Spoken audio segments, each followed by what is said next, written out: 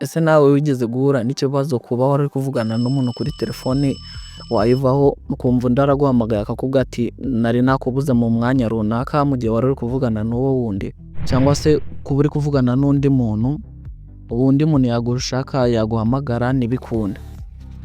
Iki kibazo rero ngiye kukwereka uburyo wagikemura muri telefone yawe. Umuntu yaguhamagara uri kuvugana n'undi bakakwereka ko hari undi muntu uri kuguhamagara, ugashobora kubwira uwo muri kuvugana ati nkupira nitaba uyu nguyu uri kumpamagara.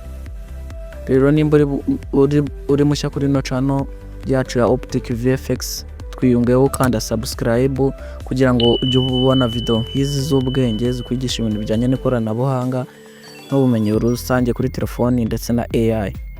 Hanyuma like yo nizera ko wamajije kuyikanda, igitekerezo ufite mano kugishyira muri comment. Reka dutangire nkwereka ko ushobora kubikora kuri telefoni yawe akantu ku kandi bitakugoye.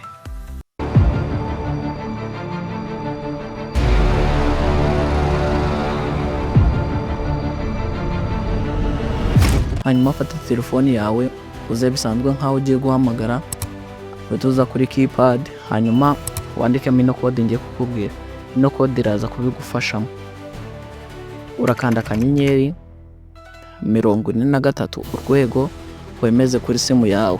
Uremeza kuri simu zawe zose. Niba ufitemo imwe uremeza kuri imwe, niba ufitemo ebyiri uremeza kuri ebyiri.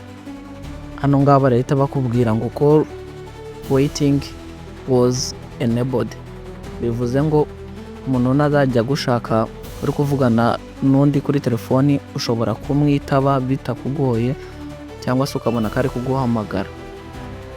Rero bigerageze umbwire muri comment nimba byakunze, hanyuma utwandikire indi video ushaka ko dukoreraho, tuzayigukoreraho muri video ikurikira. Nge nari OPTIC, duhure muri video ikurikira.